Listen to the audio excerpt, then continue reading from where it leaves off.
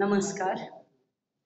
आजचा आपला व्याख्यानाचा विषय आहे दैनंदिन जीवनात तप. आता तप किंवा तपश्चर्या म्हटलं की आपल्या डोळ्यापुढे काय येतं तर अगदी घनदाट जंगल अरण्य, त्याच्यामध्ये दाढी वगैरे वाढवलेले ऋषी मुनी साधू म्हणा, असे एक तेजस्वी पुरुष मांडी घालून बसलेले, कोणी एका पायावर तप करतायत, भगवंतांचं नामस्मरण करतायत. आणि असं एक दृश्य आपल्या डोळ्यासमोर उभं राहिल्यामुळे काय होतं की आपल्याला वाटतं की हे काहीतरी फारच वेगळी गोष्ट आहे. तपश्चर्या करणं ही फक्त ऋषी मुनींची त्यांनी करण्याची गोष्ट आहे. आपल्यासारखे सामान्य माणसं तप तपश्चर्या असं काही करूच शकत नाही. किंवा आपली रोजची दैनंदिन जीवनातली कामं करताना आपण कसं काय तप करणार, कशी काय तपश्चर्या करणार, आणि म्हणून आपण या गोष्टीकडे कधी पाहतही नाही किंवा तपश्चर्या कशी केली जाते याचा विचार सुद्धा आपण मनात सुद्धा आणत नाही. मग ते करणं तर लांबच राहिलं. पण खरी गोष्ट अशी नाहीये. आपण सामान्य माणसं अगदी रोजची व्यवहारातली कामं करत असताना सुद्धा तपश्चर्या करू शकतो. किंबहुना आपण करत असतो पण आपल्याला ते कळत सुद्धा नसतं. याचं कारण तपश्चर्याचा खरा अर्थच आपल्याला माहिती नसतो. तर आज आपण ते जाणून घेणार आहोत की तपश्चर्या किंवा तप म्हणजे नेमकं काय, सामान्य माणूस ते करू शकतो का, आणि रोज इतर कामं करताना सुद्धा आपण ते करू शकतो का. तर त्याच्यासाठी आधी तप म्हणजे काय ते आपण पाहूया. तप ह्याचा अर्थ अगदी साधा एका शब्दात घ्यायचा तर तापणे. तापणे म्हणजे काय की आपण जेव्हा सोनं तापवतो, सोन्याला अग्नीत घालतात, त्याच्यानंतर काय होतं ते पूर्ण शुद्ध स्वरूपात आपल्याला मिळतं. अग्नीत तापवल्यानंतर त्याला एक प्रकारची झळाळी तेज प्राप्त होतं. किंवा चांदी असो, लोखंड असो, तांब असो, हे जे धातू आहेत त्यांना सुद्धा जेव्हा खूप उष्णता दिली जाते तेव्हा त्यांना आपण हवा तो आकार देऊ शकतो. अगदी काचेच्या सुद्धा जेवढ्या काही वस्तू असतात त्या कशा तयार करतात हे जर आपण पाहिलं तर त्याला सुद्धा उष्णता देतात, म्हणजे तापवतात. म्हणजे तापवल्याचे फायदे काय आहेत किंवा उष्णता दिल्याचे फायदे काय आहेत, तर हवा तो आकार त्याला देता येतो आणि त्याला एक प्रकारचं तेज किंवा झळाळी प्राप्त होते, शुद्धता प्राप्त होते. अगदी तीच गोष्ट माणसाच्या बाबतीत सुद्धा लागू आहे. पण इथं उष्णता देणं, तापणं म्हणजे काय, तर आपल्या देहाला किंवा मनाला कष्ट देणं. काहीतरी कष्ट दिल्याशिवाय आपल्याला ती गोष्ट साध्य होत नाही ठरवलेली. काही आपण एखादं लहान मोठं ध्येय ठरवलं, अगदी लहान मोठं एखादं काम जरी रोजच्या आयुष्यात आपण ठरवलं तरी त्याच्यासाठी कष्ट हे घ्यायलाच लागतात. तर हे जे कष्ट घेणं आहे त्याला खरं म्हणजे तप म्हणतात. पण आपल्याला माहिती आहे की तपश्चर्येचा एक काळ निश्चित केलेला आहे शास्त्रांमध्ये. 12 वर्षांचा तो काळ आहे. त्यामुळे खडतर तपश्चर्या असं त्या तपश्चर्येला एक विशेषणच लागलेलं आहे. मग ते एवढं 12 वर्ष तपश्चर्या करायची तर ती काही गोष्ट एकदम शक्य नाहीये. आपण जर करायचं ठरवली तपश्चर्या तर कशी करायची, 12 वर्ष आपण कसं काय करणार एवढं. मग त्याच्यासाठी काय आहे, म्हणजे जसं शाळांमध्ये 100 मार्काची वार्षिक परीक्षा असते, अगदी सोप्या भाषेत सांगते, 100 मार्काची वार्षिक परीक्षा एकदम ठेवत नाही. मग शाळांमध्ये काय करतात, चाचणी परीक्षा घेतात, एक 20-25 मार्काची दर महिन्याला घेतात. मग तिमाही असते, 6माही असते, ती एक 50 मार्काची असते आणि शेवटी 100 मार्काची वार्षिक परीक्षा घेतात. मग या चाचणी परीक्षा किंवा तिमाही 6माही परीक्षांचा उपयोग काय होतो, तर विद्यार्थ्यांना केलेला अभ्यास लक्षात ठेवायची सवय लागते, अभ्यास करायची रोज सवय लागते, कारण दर महिन्याला परीक्षा असते. मग ती एक सवय लागते आणि त्यामुळे वार्षिक परीक्षात काही त्यांना फारशी जड जात नाही, सहजपणे ते ती परीक्षा देऊ शकतात, त्याच्यात यश मिळवू शकतात. तसंच या तपश्चर्याचं आहे की सगळ्यांना हे 12 वर्ष एखादी गोष्ट करणं शक्य नाही जमणं. म्हणून मग काय केलंय की व्रत ठेवलेत, दर महिन्याचे उपास वगैरे सारख्या गोष्टी ठेवल्यात, शास्त्रामध्ये सांगितल्यात. मग आपण काय करतो, आपल्याला 12 वर्षाचं तप जमणार नाही, मग आपण महिन्यातल्या कुणी काही जण एकादशीचा उपवास करतात, काही जण चतुर्थी करतात, काही जण आठवड्याचा एक सोमवार शुक्रवार धरतात. असं छोटं मोठं आपण करायला लागतो. हे सुद्धा एका प्रकारचं तप आहे, कारण याच्यात संयमाचं महत्व आहे. त्या दिवशी का विना आपण रोजचा जो आहार आहे तो घेत नाही, वेगळं काहीतरी घेतो. किंवा खरं उपवास याचा अर्थ असा आहे की आहार अगदी थोडासा घ्यायचा आणि देवाच्या सहवासात तो दिवस घालवायचा. वास म्हणजे देवाच्या जवळ राहणं, हा त्याचा खरा अर्थ आहे. पण हल्ली आपण पाहतो हॉटेलमध्ये उपवास थाळी म्हणून एक 15-20 पदार्थांचं फोटो बिटो त्यांनी छापलेला असतो, पण तो खरा उपवास नाही. मग खरा उपवास आपण करतो म्हणजे आपण आपल्या ते इंद्रियाला, देहाला किंवा मनाला ती एक सवय लावत असतो की मला जे पाहिजे ते मी आजच्या दिवसात नाही खाऊ शकणार. जे ठरवलेलं आहे उपवासाला, जे पदार्थ चालतील तेवढाच आहार किंवा मिताहार आपण उपवासाला घेतो. मग हळूहळू ती आपल्याला सवय लागते. त्याच्यानंतर म्हणजे जसं शाळेत तिमाही परीक्षा सांगितलं तसं चातुर्मासात व्रत ठेवतो आपण. मग हे व्रत चातुर्मास याचा अर्थ काय, 4 महिन्यांचा काळ. मग हा 4 महिन्यांचाच काळ का बरं ठेवलाय व्रतासाठी? आपण व्रत करतो म्हणजे एखादी गोष्ट रोज नित्य नेमाने त्या ठराविक वेळेस ठराविक पद्धतीने करायचं ठरवतो किंवा तसा संकल्प सोडतो. मग हा 4 महिन्याचा काळ ठेवण्याचं शास्त्रामध्ये का ठेवलाय, त्याचं कारण असं आहे की कोणती गोष्ट जेव्हा आपण 90 दिवसांपेक्षा अधिक काळ ठराविक वेळेस रोज करतो तेव्हा हळूहळू ती आपली सवय बनून जाते. मग आपल्याला लक्षात ठेवायला लागत नाही. म्हणजे समजा आपण चातुर्मासातलं व्रत धरलं की मी कुणालाही वाईट बोलणार नाही किंवा जास्त राग येऊ देणार नाही, संताप येऊ देणार नाही, हे व्रत ठेवलं तर आधी आपल्याला काही दिवस ते लक्षात ठेवायला लागेल की अरे कुणावर चिडायचं नाहीये, कुणाला काही बोलायचं नाहीये. पण हे जेव्हा आपण 4 महिने रोज करायचं ठरवतो हळूहळू ती आपल्याला सवय लागते. आणि मग तप म्हणजे किंवा तपश्चर्या म्हणजे तर 12 वर्षाचा काळ समजला गेलाय. एवढा प्रदीर्घ काळ जेव्हा आपण एखादी गोष्ट नित्य नेमाने रोज ठराविक वेळेस करतो तेव्हा ती नुसती सवय सुद्धा न राहता तो आपला स्वभाव बनून जातो. तुम्ही जर 12 वर्ष ठरवलं की मी कोणावरही कधीच रागवणार नाही, प्रत्येक दिवशी हा संकल्प केला तर हळूहळू तो स्वभाव होत जाईल. मग आपल्याला लक्षात ठेवायला लागणार नाही की अरे आपण हे व्रत धरलंय किंवा आपण तपश्चर्या करतोय की मी कोणावर चिडणार नाही. आपल्याला रागच येणार नाही, मनातनच ती भावना क्रोधाची आपल्या नष्ट होईल.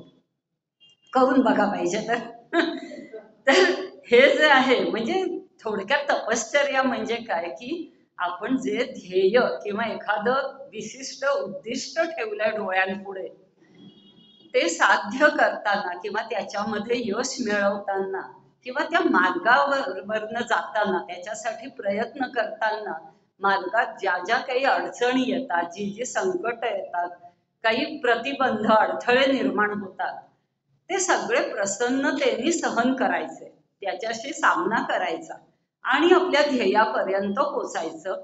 हा खरा तपश्चर्येचा अर्थ आहे.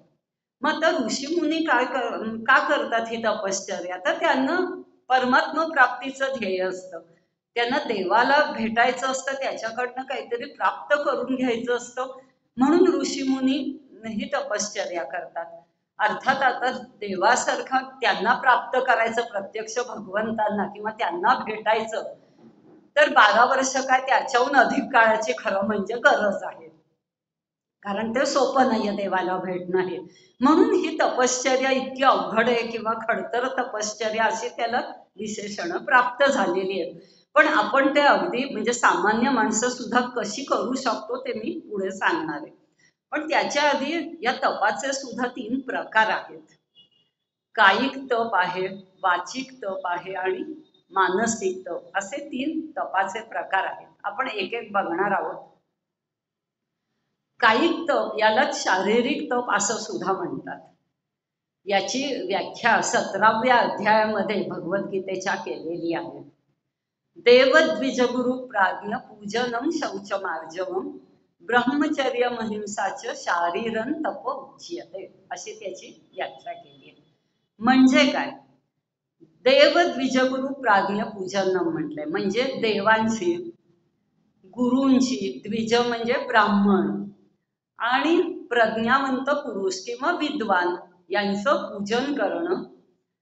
त्याच्यानंतर त्यांनी म्हणलं शौचम पावित्र्य, आर्जवम म्हणजे मनाची सरलता, ब्रह्मचर्य आणि अहिंसा, या 5 गोष्टी शारीरिक तपामध्ये समाविष्ट केलेल्या आहेत. मग हे कायिक तप किंवा शारीरिक तप करायचं म्हणजे काय करायचं, तर या देवांची, ब्राह्मणांची, गुरुजनांची म्हणा, माता पित्यांची म्हणा, किंवा श्रेष्ठ विद्वानांची पूजा करायची. मग ही पूजा करायची म्हणजे रोज काय त्यांचं दर्शन घेऊन त्यांच्या पायावर डोकं ठेवायचं किंवा असं काही नाही. तर त्यांची पूजा करायची म्हणजे काय, त्यांचं पहिली गोष्ट म्हणजे ते आपल्याहून श्रेष्ठ आहेत हे मान्य करायचं, त्यांच्या श्रेष्ठत्वाला मनोमन मान्यता द्यायची, त्यांच्या प्रती आदरभाव व्यक्त करायचा, त्यांच्या अंगात जे गुण आहेत किंवा ते जे उपदेश आपल्याला करतात ते गुण आत्मसात करायचे, त्यांच्या उपदेशाचं पालन करायचं किंवा त्या गोष्टी, त्यांचा उपदेश आपल्या आचरणात आणायचा, हे पूजन झालं. याच्यामध्ये काय, अहंकाराचा त्याग असतो. जेव्हा आपण नमस्कारासाठी कुणापुढे वागतो, आपल्या संस्कृतीमध्ये नमस्काराला खूप महत्व आहे, आणि तो नमस्कार सुद्धा कसा, तर पदस्पर्श करून आपण नमस्कार करतो. काही जणांच्या ठिकाणी म्हणजे आपण पाहतो की जस्ट गुडघ्याला हात लावतात आणि नमस्कार करतात किंवा नुसतं वाकल्यासारखं करतात, हा खरा नमस्कार नाहीये. मग पदस्पर्श का करायचा, तर त्यांच्या प्रती पूजनीय भाव आपला व्यक्त करण्यासाठी. उगीच आपण कुणाचे पाय धरत नाही, पण ज्या व्यक्तीबद्दल खरोखर आपल्याला आदर वाटतो त्याचे चटकन आपण पाय धरतो. आपल्या पिढीमध्ये अजून सुद्धा जर आपल्यापेक्षा वडीलधारक कोणी समोर आलं तर आपण पटकन नमस्कार करतो. त्याच्यामध्ये काय आहे की अहंकाराचा आपण त्याग करत असतो. समोरची व्यक्ती माझ्यापेक्षा गुणांनी, वयानी, मानानी श्रेष्ठ आहे हे आपण मान्य करत असतो, आणि त्यामुळे आपला अहंभाव कमी झाल्यामुळे आपोआप ते एक पावित्र्य त्या गोष्टीला प्राप्त होतं. म्हणून या सगळ्यांची पूजा करायची. आता गुरुजनांची पूजा करायची म्हणजे काय, जमेल तशी त्यांची सेवा करायची, ते जे काही उपदेश करतात त्याप्रमाणे आचरण करायचं. माता पित्यांना पूर्वीच्या काळी पद्धत होती की रोज सकाळी उठल्यावर आई वडिलांना नमस्कार करायचा. आता ती पद्धत नाहीये, पण पूर्वी ही होती पद्धत. त्याच्यामध्ये आपण कृतज्ञता व्यक्त करत असतो की त्यांनी जे आयुष्यभर आपल्यासाठी कष्ट सोसले, काही ना काहीतरी त्यांच्या सुखाचा, आरामाचा, अनेक गोष्टींचा त्याग केलाय, त्याच्यासाठीची ती कृतज्ञता आपण व्यक्त करत असतो. तर हा पूजनाचा अर्थ झाला. त्याच्यानंतर त्यांनी म्हणलं शौच, पावित्र्य. हे जे पावित्र्य आहे किंवा शुद्धता आहे ती 2 प्रकारची आहे, अंतःशुद्धी आणि बाह्यशुद्धी. बाह्यशुद्धी तर आपण रोजच करत असतो, रोज स्नान करतो, बाहेरून आल्यावर हातपाय तोंड धुवत असतो. करोनाच्या काळात याचं महत्व आपल्याला अगदी जास्त पटलेलं आहे की बाहेरून आल्यावर हातपाय का धुवायचे, ही बाह्यशुद्धी आपण अगदी रोज करतो. अंतःशुद्धी म्हणजे अंतःकरणाची शुद्धी किंवा अंतःकरणाचं पावित्र्य. हे कसं करायचं, तर मनातले वाईट विचार, द्वेष, मत्सर, कपट यांच्यासारखे विकार दूर करायचे, नकारात्मक भावना मनातनं काढून टाकायची, भगवंतांचं नामस्मरण करायचं किंवा मनोमन चिंतन करायचं त्यांचं. या सगळ्या गोष्टीमुळे अंतःकरण सुद्धा आपलं शुद्ध होतं आणि पवित्र होतं. या सगळ्याला शौचम असं म्हटलेलं आहे. त्याच्यानंतर आर्जवम म्हटलंय म्हणजे मनाची सरलता.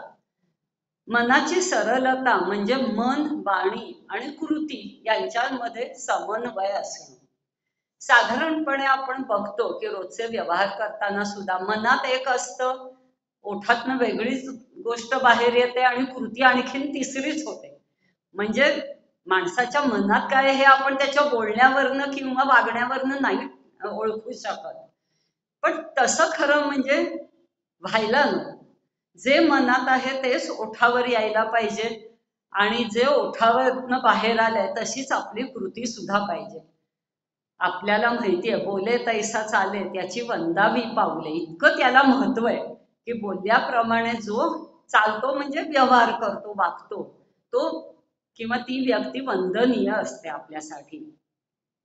तर याला आर्जवम म्हटलंय की मनातही स्वच्छ चांगले विचार असावेत, तर आपल्या ओठातनं पण चांगल्याच गोष्टी बाहेर येतील आणि आपलं वागणं सुद्धा आपोआपच तसं होईल. त्याच्यानंतर ब्रह्मचर्य म्हटलंय त्यांनी. याचा एक खूप चुकीचा अर्थ आपण लावतो. साधारणपणे ब्रह्मचर्याचा आपण असा अर्थ लावतो की विवाहपूर्व शारीरिक संबंध नसणं म्हणजे ब्रह्मचर्य. पण खरं ब्रह्मचर्य याचा अर्थ असा नाहीये, तर इंद्रियांवर मनावर पूर्णपणे संयम ठेवणं म्हणजे ब्रह्मचर्य. शास्त्रामध्ये कुठेच असं म्हणलं नाही की तुम्ही सांसारिक उपभोग घेणं पूर्णपणे सोडा किंवा पूर्णपणे सांसारिक विषयांचा त्याग करा, असं कुठेच सांगितलं नाही. सगळ्या विषयांचा उपभोग घ्या तुम्ही.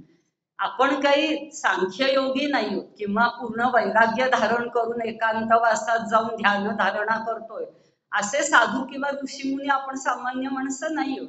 मग रोजचे व्यवहार करताना, रोजची कामं करताना अनेक लोकांशी आपला संबंध येतो, अनेक गोष्टी आपल्याला आवडतात, त्यांचा उपभोग घ्यावासा वाटतो. त्यात चुकीचं किंवा वाईट काहीच नाहीये. पण शास्त्रामध्ये म्हटलंय की संयमित रूपात घ्या. एखादी गोष्ट आवडली आहे म्हणून पूर्ण त्याच्या आहारी जाऊ नका किंवा तुमच्या मनाच्या आहारी तुम्ही जाऊ नका, तर मनाला तुमच्या ताब्यात ठेवा आणि सगळ्या गोष्टींचा उपभोग घ्या.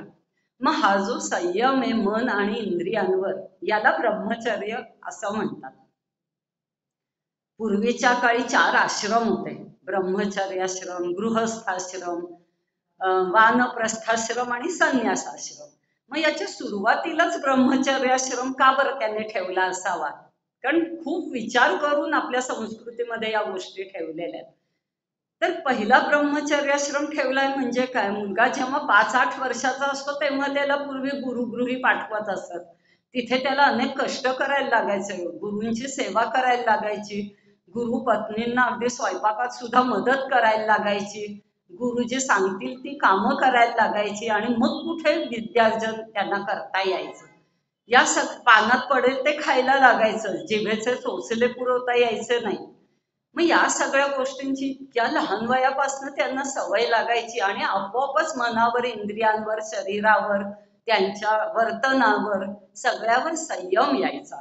अंगी नम्रता आपोआपच बाणवली जायची आणि या गोष्टीचा उपयोग त्यांना पुढे गृहस्थाश्रमात ज्यावेळेस खरेच अनेक आकर्षण, मोह समोर येतात माणसाच्या, त्यावेळेस त्यांना या संयमाचा फायदा व्हायचा. किंवा वानप्रस्थाश्रम म्हणजे सुद्धा काय, मुलाबाळांची लग्न झाली की सगळा संसार त्यांच्यावर सोपवायचा आणि आपण कुठेतरी लांब वनात जाऊन राहायचं. मग हा त्याग करणं किंवा सगळं घरदार मुलांवर, सुनांवर सोपवणं म्हणजे थोडक्यात आपली सत्ता सोडणं, ही सुद्धा खूप अवघड गोष्ट आहे. बायकांना तर खरोखर खूप अवघड जातं. पण ब्रह्मचर्याश्रमापासून ते जे मनावर बिंबवलं जायचं संयमाची गोष्ट, त्याच्यामुळे हे सहज त्यांना शक्य व्हायचं. त्याच्यामुळे ब्रह्मचर्याचं महत्व आपल्या आयुष्यामध्ये खूपच आहे. आता सुद्धा हल्ली मुलांना ठेवतात, बऱ्याच हॉस्टेलमध्ये ठेवतात, पण ते हॉस्टेल म्हणजे ॲज अ 3 स्टार हॉटेल सारखं असतं, सगळ्या सोयी सुविधा त्यांना असतात. पण पूर्वी तसं नव्हतं.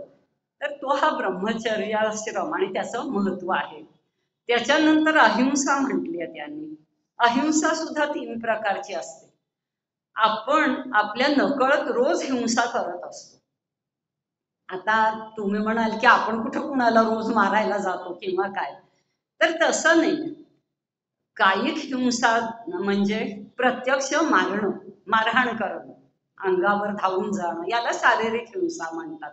किंवा दुसऱ्या करवी एखाद्याला मारणं, शारीरिक इजा करणं, ती आपण नाही करत, बरोबर आहे. पण वाचिक हिंसा आणि मानसिक हिंसा मात्र खरोखर आपण बरेच वेळा करत असतो. वाचिक हिंसा म्हणजे काय, तर बोलून दुसऱ्याला दुखवायचं किंवा एखाद्याला अपमान त्याचा होईल असं बोलायचं, ही वाचिक हिंसाच आहे एक प्रकारची.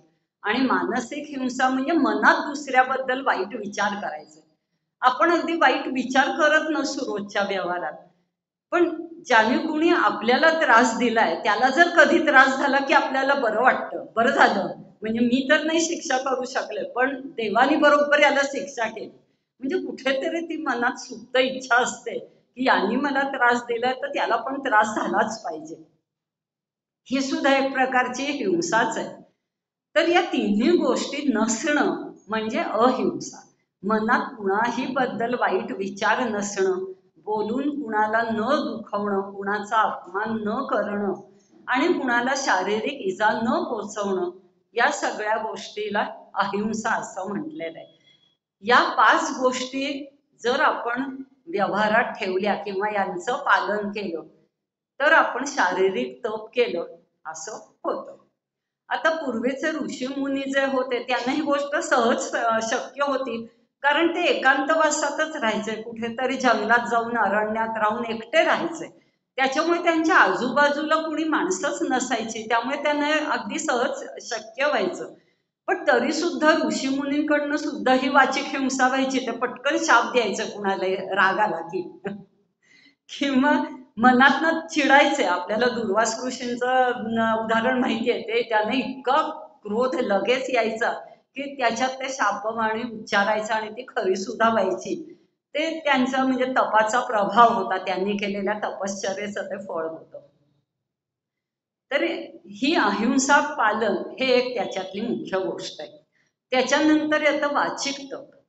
अनुद्वेगकरम वाक्यम सत्यम प्रियहितांचयत स्वाध्यायाभ्यसनंचैव वाङ्मयं तप उच्यते, अशी त्याची व्याख्या केलेली आहे. मग वाचिक तप म्हणजे अनुद्वेगकरत्व, सत्यत्व, प्रियत्व आणि हितत्व यांनी युक्त असलेलं वचन बोलणं, याला वाचिक तप म्हणतात किंवा वाङ्मयीन तप सुद्धा याला म्हणतात. अनुद्वेगकरम म्हणजे काय की उद्वेग आणणारं, दुसऱ्याला राग आणणारं किंवा दुसऱ्याला वाईट वाटेल अशा प्रकारचं बोलणं ते नसावं, त्याला अनुद्वेगकर असं म्हणतात. आपल्याला माहिती आहे की शब्द बाणासारखे आहेत, आपण म्हणतो की एकदा आपल्या मुखातनं बाहेर पडले की परत घेता येत नाही. माणसं आपण केलेलं पटकन विसरतात पण आपण बोललेलं कधी विसरत नाही. आपल्या बाबतीत सुद्धा हे आहे. कुणी आपल्याला 5-50 वर्षापूर्वी जरी बोललं असेल तरी आपल्या लक्षात येतं की त्यावेळेस ही व्यक्ती मला असं असं बोलली होती. म्हणजे ती व्यक्ती समोर आली की आधी ते आठवतं आपल्याला. इतका हा शब्दांचा प्रभाव असतो. म्हणून बोलताना 10 वेळा विचार करावा असं म्हणतात. पूर्वीच सांगायचे की राग आला तरी सुद्धा 1 ते 10 आकडे मोजा आणि मग बोला. त्याचं कारणच असं आहे की आपण काय बोलणार आहोत याचा विचार केल्याशिवाय कधी बोलू नये. त्याच्यानंतर श्रुतींमध्ये सांगितलंय की सत्यम वद, प्रियम वद आणि हितम वद. सत्यम वद, खरं बोला. या सत्याची सुद्धा एक व्याख्या आहे. सत्य बोलायचं, खरं बोलायचं म्हणजे काय बोलायचं नेमकं?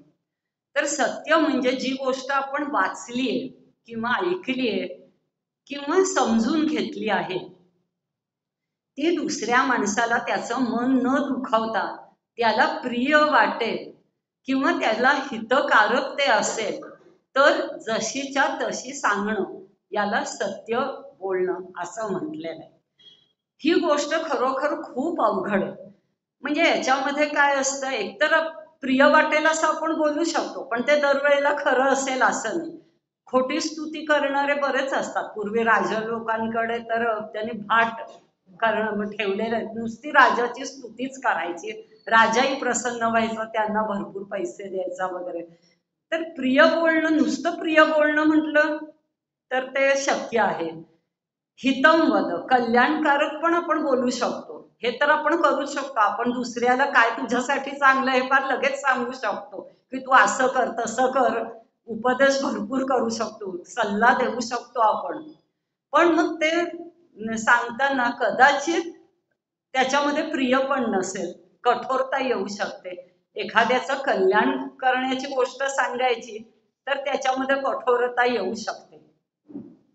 आणि प्रत्येक वेळेला प्रत्येक क्षणी खरं बोलणं सुद्धा खूप कठीण आहे. आपण म्हणतो मी नाही बाबा कधी खोटं बोलत, पण हेही खोटंच असतं. कारण कधी ना कधीतरी आपण खोटं बोलतो. अगदी सत्य बोलण्यासाठी प्रसिद्ध युधिष्ठिर, धर्मराज ज्याला म्हणायचे, त्यांनी कधीही आयुष्यभर तो खोटं बोललेला नव्हता. पण तरी सुद्धा एक वेळ कौरव पांडवांच्या युद्धामध्ये अशी आली होती की आता युद्ध हारायची वेळ आली होती आणि आता काय करायचं असा प्रश्न पडला होता. तेव्हा प्रत्यक्ष भगवान श्रीकृष्णांनी त्याला सांगितलं होतं, खोटं बोलायला नव्हतं सांगितलं, अर्ध सत्य बोला असं सांगितलं होतं. कारण कौरवांच्या पक्षात जे द्रोणाचार्य होते त्यांचा मुलगा अश्वत्थामा होता आणि कौरवांच्या पक्षात एक हत्ती होता, त्याचंही नाव अश्वत्थामाच होतं. तेव्हा भगवान श्रीकृष्ण युधिष्ठिराला म्हणाले की तू जा त्या कौरवांच्या पक्षात सैन्यामध्ये आणि फक्त जोरात ओरड की अश्वत्थामा पडला. आता धर्मराजाला मोठं संकट आलं की मी कधीही आयुष्यात खोटं बोललेलो नाहीये, मी नाही असं खोटं कसं सांगू द्रोणाचार्यांना. तेव्हा भगवंत त्यांना काय म्हणाले होते की तू कुठे खोटं बोलतोस, खरोखरच अश्वत्थामा नावाचा हत्ती मृत झाला होता, तू फक्त एवढंच म्हण अश्वत्थामा पडला, खोटंही बोलू नकोस आणि काहीच नाही, म्हणजे तुला पाप पण नाही लागणार असं त्यांनी सांगितलं होतं. आता शेवटी धर्मराजा शेवटी काही युद्ध जिंकायचंच होतं काय, म्हणजे ऐकणं त्याला क्रमप्राप्त झालं होतं आणि त्याप्रमाणे धर्मराज युधिष्ठिर तिथे कौरवांच्या सैन्यात जाऊन जेव्हा ते ओरडला की अश्वत्थामा पडला, तेव्हा द्रोणाचार्य बेशुद्ध पडले होते. त्या ऐकून त्यांना वाटलं होतं की आपलाच मुलगा गेला की काय. आणि केवळ या एका गोष्टीमुळे, म्हणजे आयुष्यभर युधिष्ठिर सत्य बोलला होता पण एकदा खोटही नाही अर्ध सत्य बोलल्यामुळे शेवटी त्याला स्वर्गात सुद्धा प्रवेश लवकर मिळालेला नव्हता, ही गोष्ट आपल्याला माहिती. तर म्हणजे धर्मराज असून सुद्धा त्याला खोटं बोलणं भाग पडलं होतं. तर आपल्यासारख्या सामान्य माणसांना आपण बोलतो, लहान मोठं खोटं आपण बरेच वेळा बोलतो, ते नाकारण्यात काय अर्थ नाहीये, पण ते न बोलणं हे वाचिक तपामध्ये येतं. त्याच्यानंतर स्वाध्यायाभ्यसन म्हटलंय. स्वाध्याय आणि अभ्यसन. स्वाध्याय म्हणजे काय तर धार्मिक ग्रंथांचं वाचन करणं, भगवंतांचं भजन करणं, भगवंतांच्या लीला एकमेकांना सांगणं किंवा चांगल्या गोष्टींची चर्चा करणं, ज्याला आपण सत्संग असं म्हणतो. बरेच लोक जातात की सत्संगाला जातात, म्हणजे तिथे चांगल्याच गोष्टींची चर्चा होते, चांगले विचार एकमेकाला ऐकवले जातात, या सगळ्याला स्वाध्याय म्हणतात. आणि अभ्यासनम मध्ये सराव करणं, या गोष्टीचा अभ्यास करणं. अभ्यास करणं म्हणजे काय की रोज ती गोष्ट करणं, म्हणजे आपोआप ती मनावर बिंबवली जाते. आपण साधंही म्हणतो ना मुलांना की अभ्यास कर, परीक्षा जवळ आली आहे, तो मुलगा म्हणतो माझा अभ्यास तयार झालाय, पण तरी आई त्याला म्हणते नाही तरी रोज करायचा. याला कारण आहे की रोज रोज तुम्ही केलं की ती मनाला सवय होऊन जाते, मग त्याचं बाऊ वाटत नाही किंवा ओझं वाटत नाही. या सगळ्या गोष्टी वाचिक तपामध्ये येतात. त्याच्यानंतर आहे मानसिक तप. हे सर्वश्रेष्ठ आणि सगळ्यात कठीण असं मानलं गेलेलं आहे. याच्यामध्ये कोणत्या गोष्टी अंतर्भूत आहेत? मनःप्रसाद सौम्यत्व मौनमात्म विनिग्रह भाव संशुद्धिरित्येत तपो मानस उच्यते. मन कसं पाहिजे? मनःप्रसाद म्हणजे प्रसन्न मन ठेवणं, हे मानसिक तपामध्ये येतं.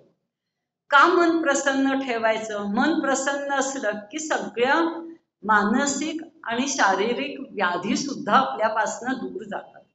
मग हे कसं करायचं?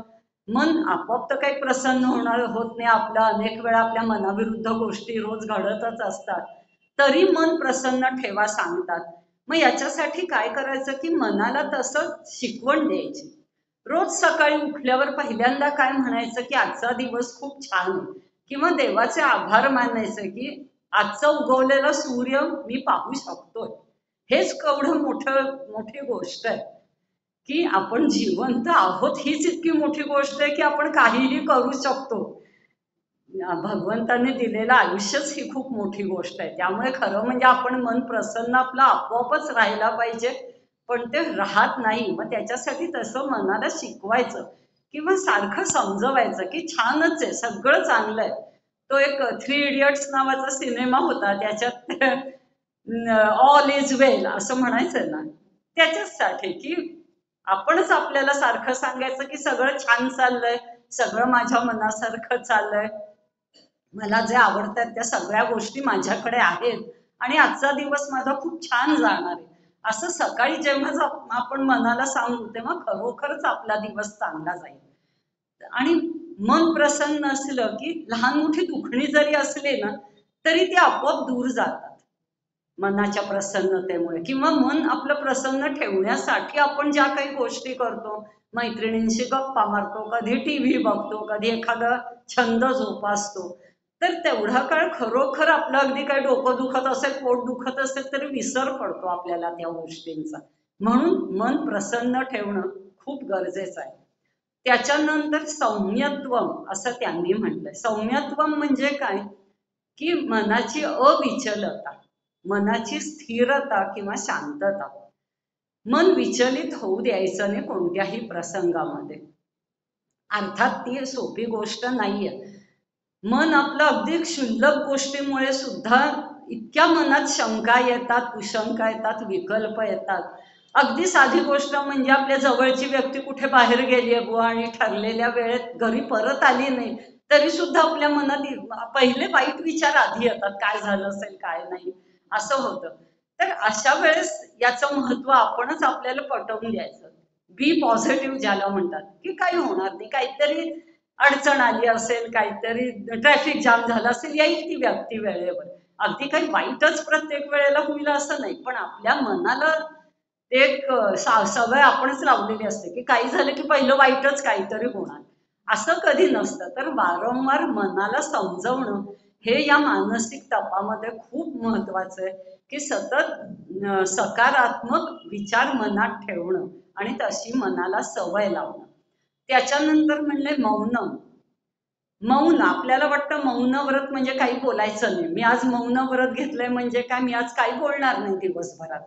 पण मौनाचा अर्थ तसा नाहीये.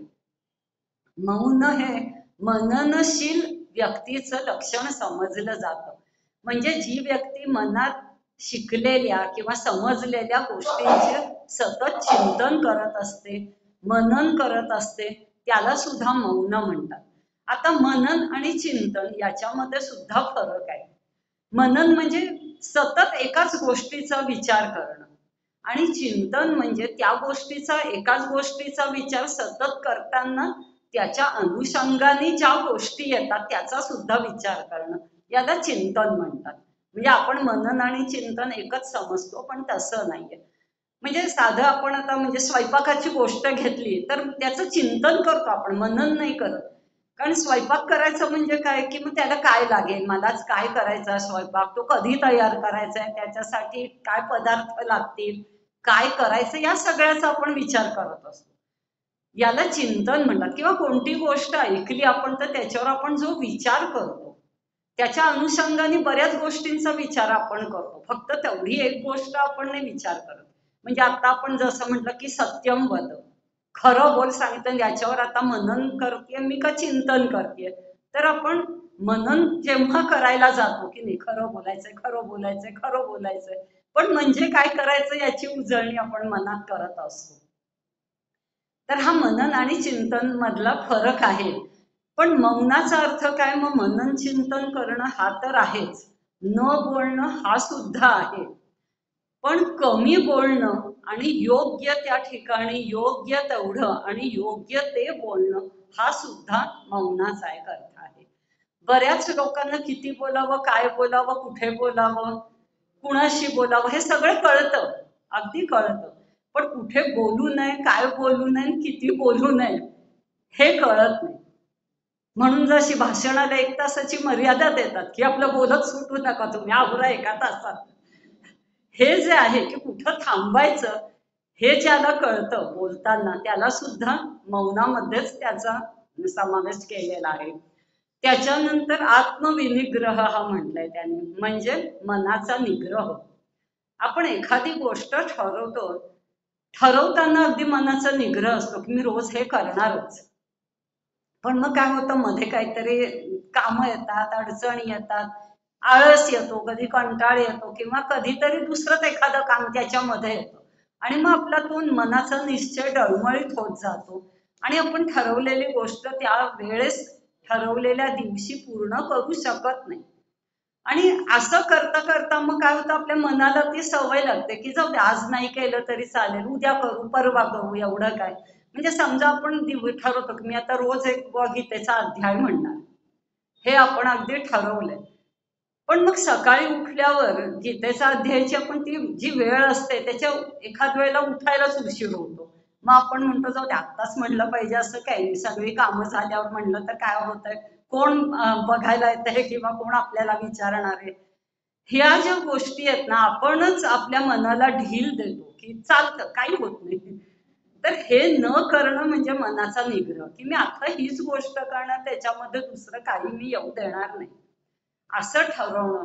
आणि जर मोठ्या दुसऱ्या शब्दात किंवा अवघड शब्दात सांगायचं तर आपण जे ध्येय ठरवले त्याच्यावर पूर्णपणे आपली निष्ठा असेल, मग त्या ध्येयाच्या मार्गात काहीही अडचणी आल्या तरी आपल्या मार्गापासून, त्या निश्चयापासून मनाला न ढळू देणं, याला हा मनाचा निग्रह किंवा आत्मविनिग्रह असं म्हटलेलं आहे.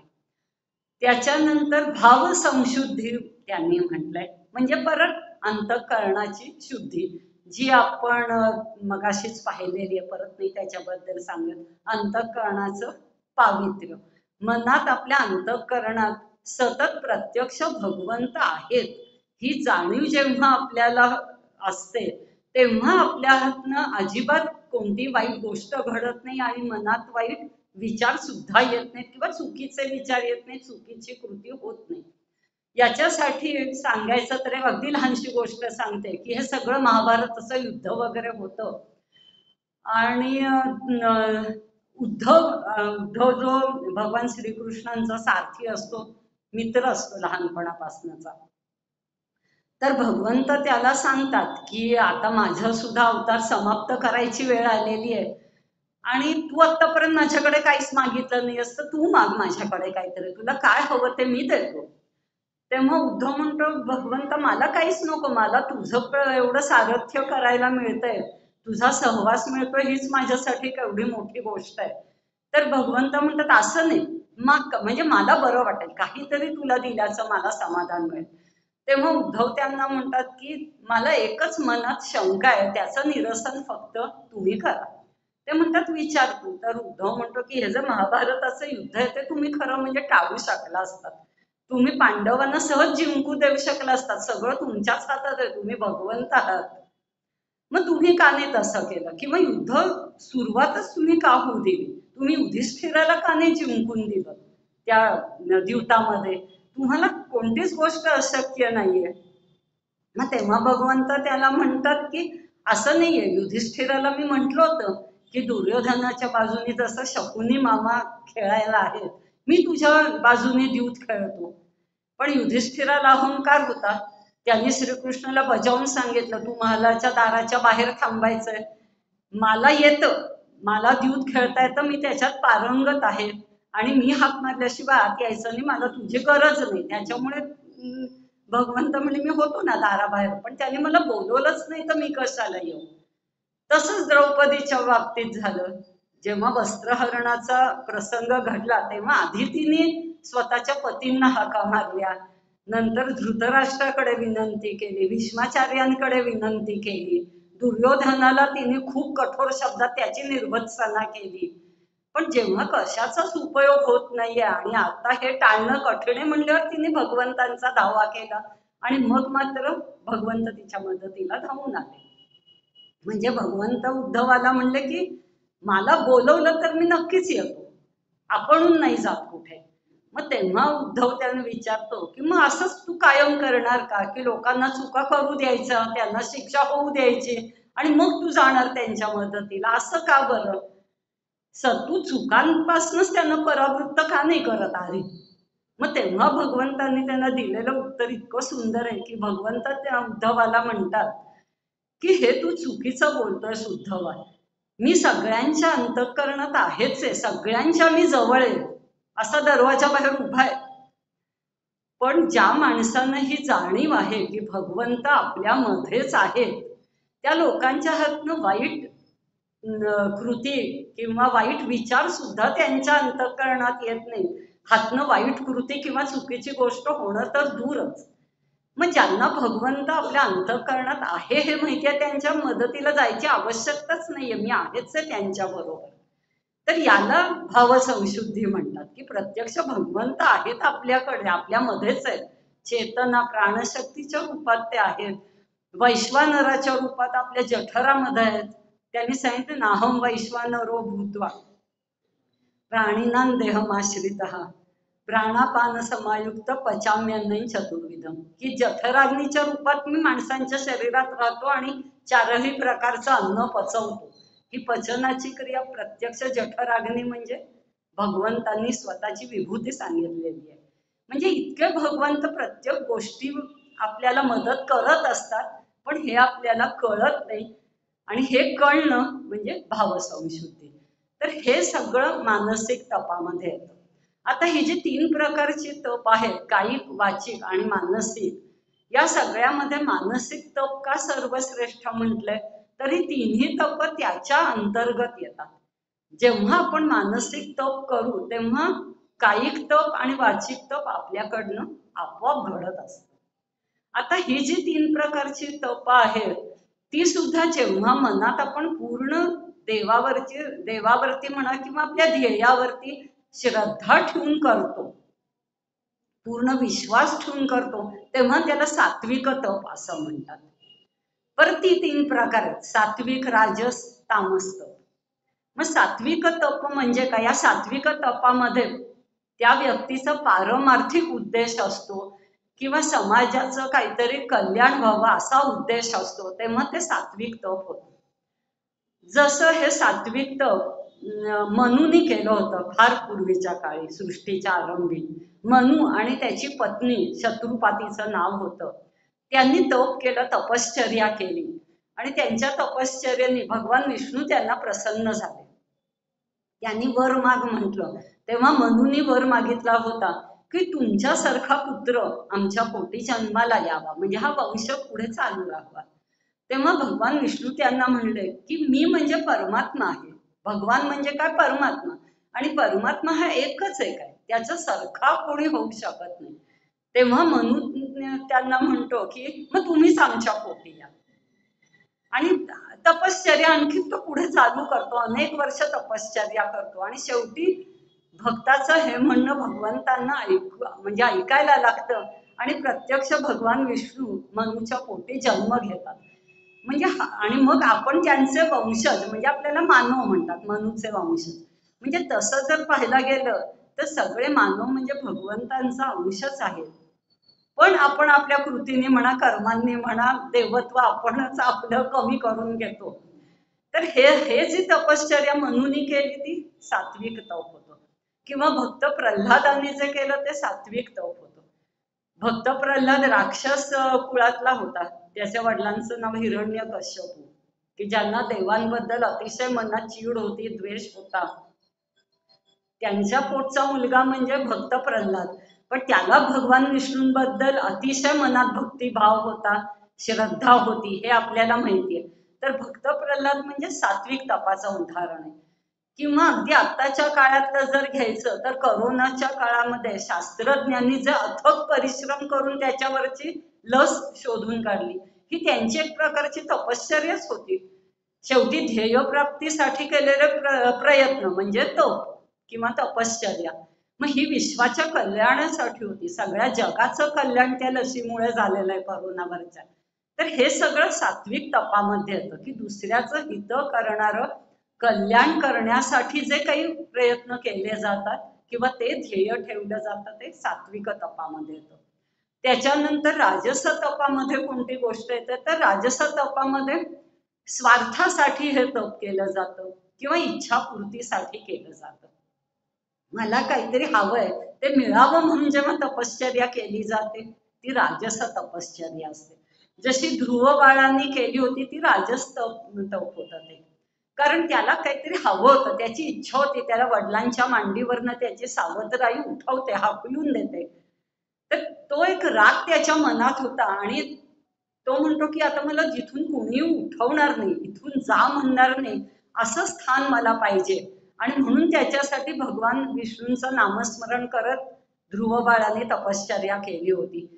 ते एक प्रकारचं राजस तपच मानलं जातं. किंवा रावणाने शंकराची तपश्चर्या केली होती. ते कशासाठी? त्रैलोक्याचं राज्य मिळावं म्हणून केली होती, सत्ता पाहिजे म्हणून केली होती. हे सगळं किंवा त्याचा स्वार्थ होता त्याच्यात. तर हे सगळं राजस तपामध्ये होतं. पण याच्यामध्ये सात्विकतेचा भाग जास्त असतो. त्याच्यामुळे ही तपश्चर्या सुद्धा मोठी समजली गेली. म्हणजे रावणाची तपश्चर्या त्यांनी अगदी कठोर तपश्चर्या केली आहे. त्याला म्हणजे त्याचं महत्व आपण कमी नाही करू हे करत, पण तरी ती तपश्चर्या राजस प्रकारामध्ये येते, कारण स्वार्थ होता त्याच्यामध्ये. आणि आजकालच्या काळात राजकारणी लोक तर निवडणुका जवळ आल्या की भरपूर हे तपश्चर्या करत असतात, प्रयत्न करतच असतात. सत्यनारायणाची पूजा करतात, संक्रांतीचा हळदी कुंकू करतात, भरपूर दान धर्म करतात, वाण देतात. पण हे सुद्धा कशासाठी? स्वार्थासाठी, मतं पाहिजेत म्हणून, सत्तेसाठी करतात हे सगळं. ही राजस तपामध्ये या गोष्टी येतात. आता त्यांनी सांगितलंय की राजस तपाची जेव्हा त्यांनी व्याख्या केलेली आहे ते त्याची अशी केली आहे की सत्कार मान पूजार्थन तपोदंभेन चैवय क्रियते तदिहं प्रोक्तम राजसई चलमत ध्रुवम. म्हणजे लोकांनी आपला सत्कार करावा, आपल्याला समाजात मान मिळावा, प्रतिष्ठा मिळावी म्हणून जे तप केलं जातं. आणि ढोंगीपणाने खरं मी जर नाहीये ते दाखवण्याचा प्रयत्न करणं त्याला दंभ म्हणतात, जे आपण आता निवडणुकांच्या वेळेस पाहतो ते. मग या तपाचं फळ सुद्धा त्यांनी कसं सांगितलंय? चलम आणि अध्रुवम म्हटलंय. चलम म्हणजे अस्थिर किंवा कायम न राहणार किंवा क्षणभंगूर, आणि अध्रुव म्हणजे नक्की मिळेलच असंही सांगता येत नाही. आणि खरोखरच तसं असतं की राजकारण आपण पाहतो की सगळेच जे निवडणुकीला उभे असतात ते सगळे हे प्रयत्न करत असतात. काहींना त्यांच्यापैकी सत्ता मिळते, पण ती कायम टिकत नाही. काही वेळा 2-2.5 वर्षामध्ये हातातली सत्ता निघून जाते. तर ही जी आहे ते राजस तपाचं फळ आहे, कारण ते स्वार्थासाठी केलेलं असतं आणि त्याच्यामुळे त्याच्यापासून मिळणारं फळ आज मिळालं तर काही दिवसांनी नष्ट होणार असतं, क्षणभंगूर असतं.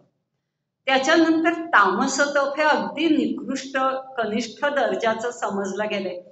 त्याच्यात स्वार्थही असेल असं नाही, परमार्थ तर नसतोच नसतो. केवळ दुसऱ्याला त्रास देण्यासाठी, दुसऱ्याचा नाश करण्यासाठी हे तप केलं जातं. मूढ ग्राहणात्मनो यत् पीडया क्रियते तपः परस्योत्साधनार्थम व तत्तामस उदाहृतम्. स्वतःलाही त्रास देऊन केलेलं असतं हे तप. देहाला स्वतःच्याही कष्ट पडतात, पण दुसऱ्याला त्रास देण्यासाठी हे कष्ट सोसण्याची त्यांची तयारी असते. समाजसेवकांसारखं नसतं की मी मला त्रास झाला तरी पाहिजे पण दुसऱ्याचं कल्याण झालं पाहिजे असा उद्देश नसतो. तर दुसऱ्याला त्रास देण्याचा उद्देश असतो.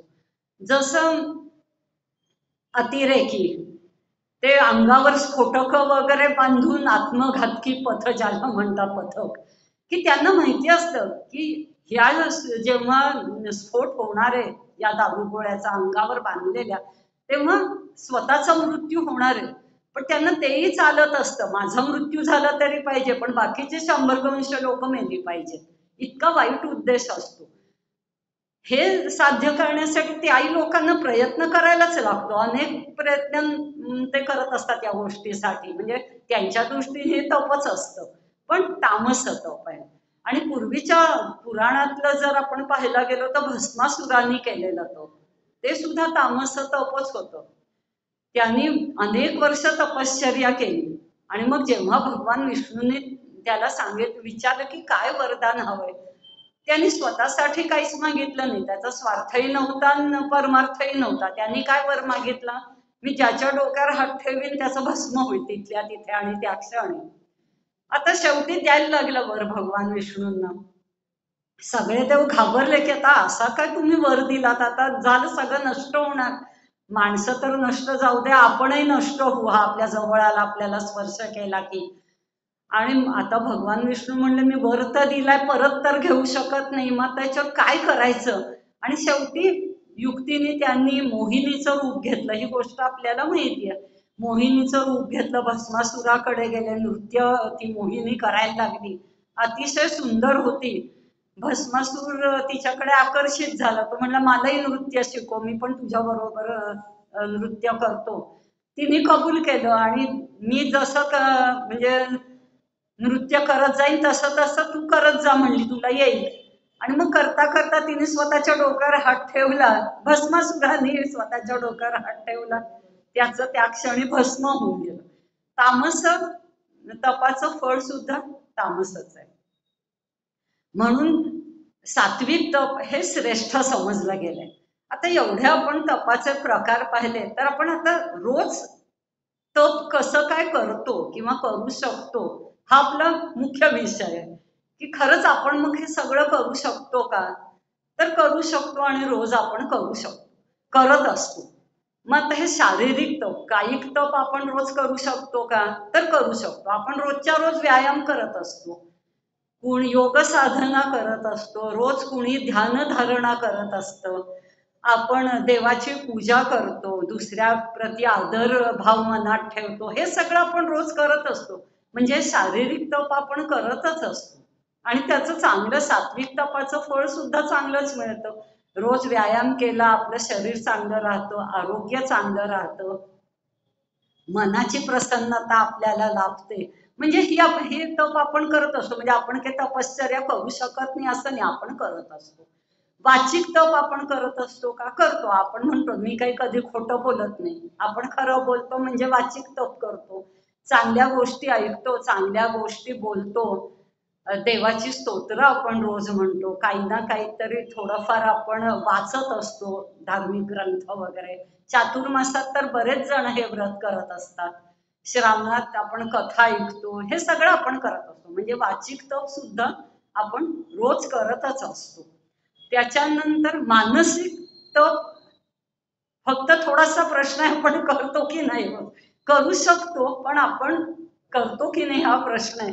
तर ते तप मात्र करायचं नक्की आपण प्रयत्न केला पाहिजे, की मनात चांगले विचार आणणं, सकारात्मक दृष्टिकोन ठेवणं, दुसऱ्याशी गोड बोलणं, चांगले विचार करणं, रोज भगवंतांचं नामस्मरण करणं, ते आपल्या अंतःकरणात आहेत याची सतत आठवण ठेवणं, हे मानसिक तप आपण अगदी नक्कीच रोज करू शकतो. आता हे जे आपण सगळं तपश्चर्या करू शकतो म्हणतोय, एखादं ध्येय ठरवतो, त्याच्यासाठी आपण प्रयत्न करतो, हे सगळं आपण करत असतो. मग याच्यामध्ये अडचणी येतात का काही, किंवा तपामध्ये काही अडथळे येतात का? तर पुष्कळ येतात. पहिला अडथळा म्हणजे मोह किंवा आकर्षण, हा त्यातला पहिला अडथळा आहे तपश्चर्येमधला. विश्वामित्रांनी तपश्चर्या केली होती, अनेक वर्ष केली होती, आणि त्यांच्या त्या कठोर तपश्चर्येमुळे अगदी इंद्राचं आसन सुद्धा हलायला लागलं होतं. त्यांना इंद्रपदच हवं होतं विश्वामित्रांना, देवांचा राजा व्हायचं होतं. मग इंद्रदेव सुद्धा घाबरलं ना, आता कसं काय, माझं राज्य गेलं, सत्ता गेली तर कसं काय होणार. मग त्यांनी काय केलं होतं, मेनकेला पाठवलं होतं विश्वामित्रांकडे, की तू जाऊन त्यांचा तपोभंग कर. आपल्याला ही गोष्ट माहितीच आहे.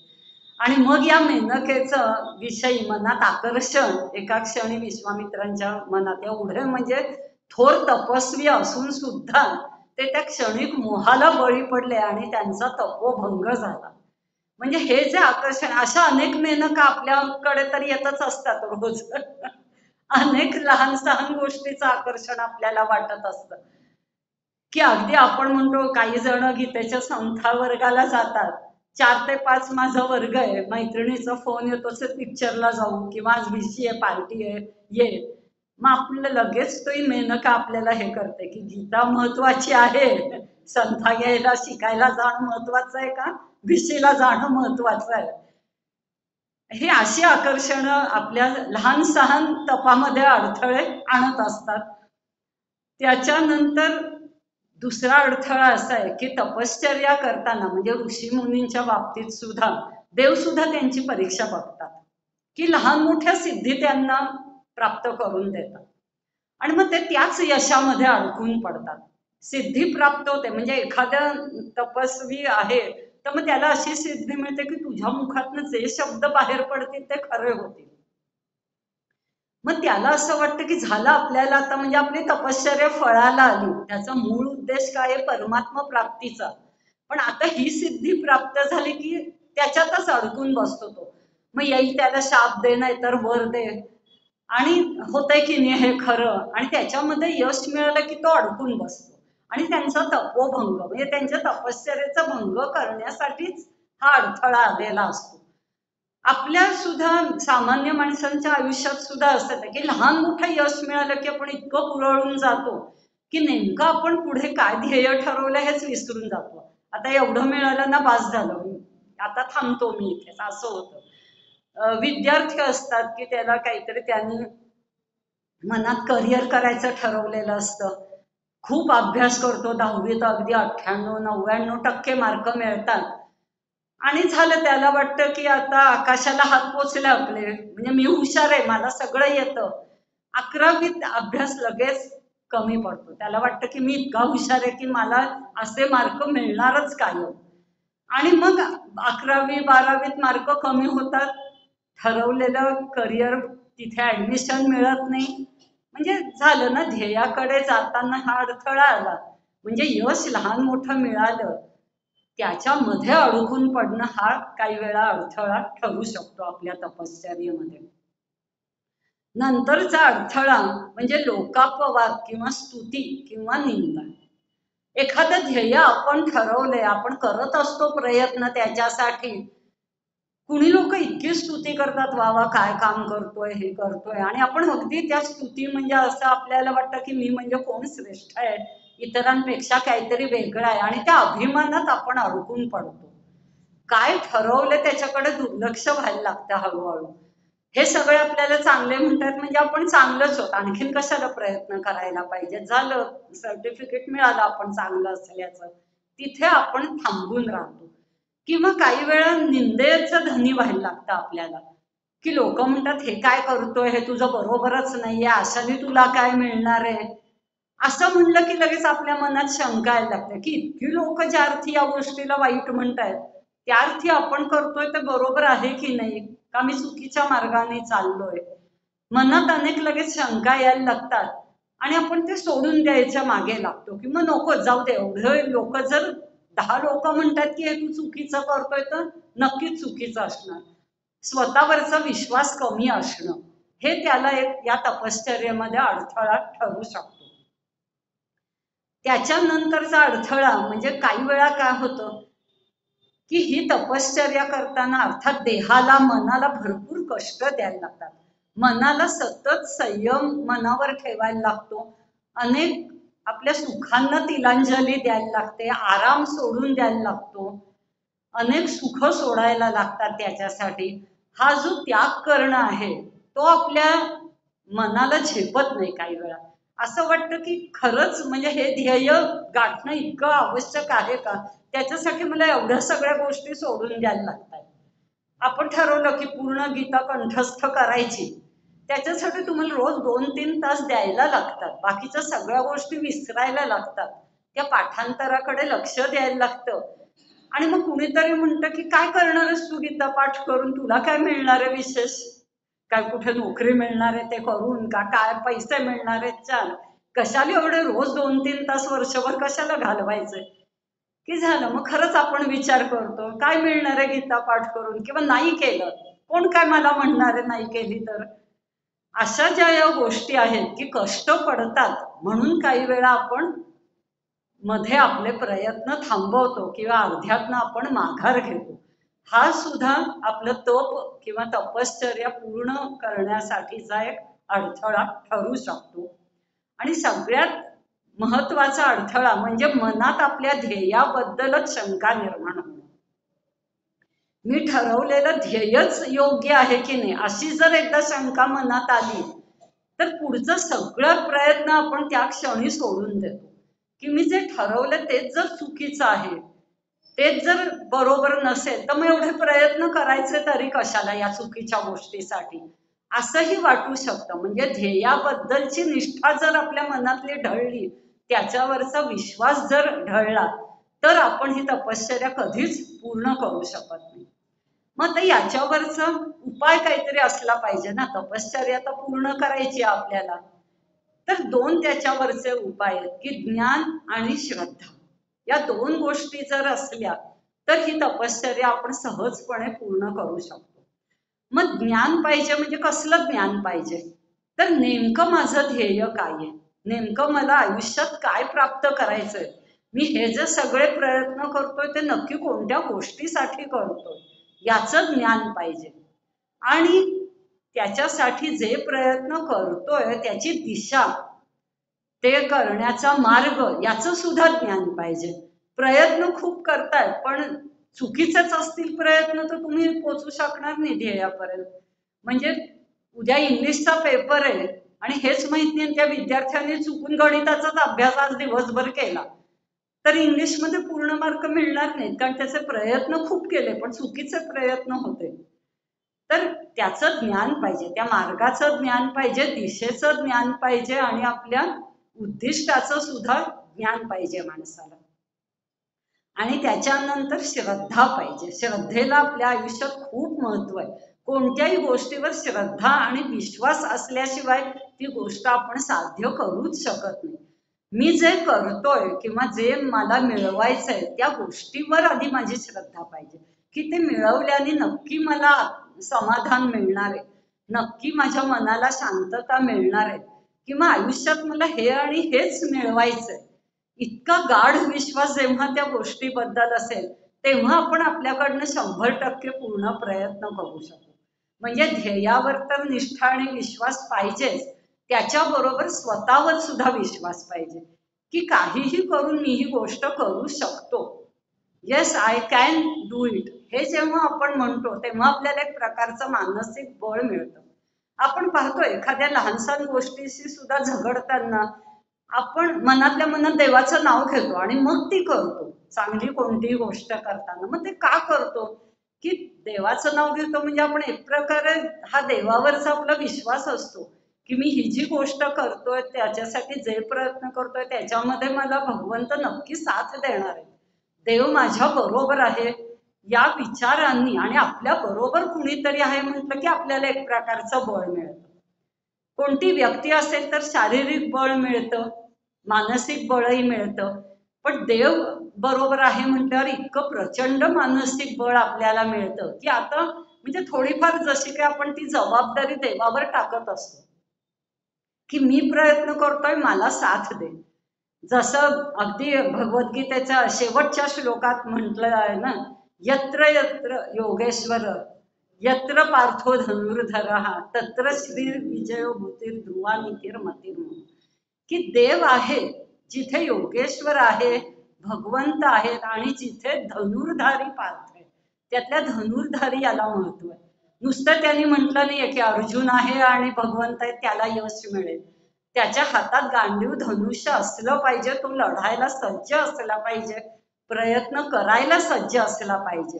प्रयत्नांती परमेश्वर. जो मनुष्य सतत 100% पूर्ण प्रयत्न करतो त्याला देव सुद्धा नेहमी मदत करत असतो आणि त्याची तपश्चर्या सुफळ आणि संपन्न करत असतो. त्याच्यामुळे फायदा काय, तपश्चर्याचं फळ काय, तर मोक्ष मिळतो. मोक्ष मिळतो म्हणजे काय, मनाचं पूर्ण समाधान मिळतं, मनाची शांतता मिळते, ध्येय प्राप्ती झाल्याचा आपल्या जो यशाचा जो आनंद असतो तो आपल्याला प्राप्त होतो. हे सगळं या तपश्चर्याचं फळ आहे. शेवटी मी फक्त एक सदिच्छा सगळ्यांसाठी व्यक्त करते, ज्या कुणी जे काही ध्येय ठरवलं असेल, चातुर्मासातलं व्रत करायचा संकल्प सोडला असेल, त्या सगळ्यांना त्याच्यामध्ये यश मिळू दे. आणि थांबते. धन्यवाद. नमस्कार.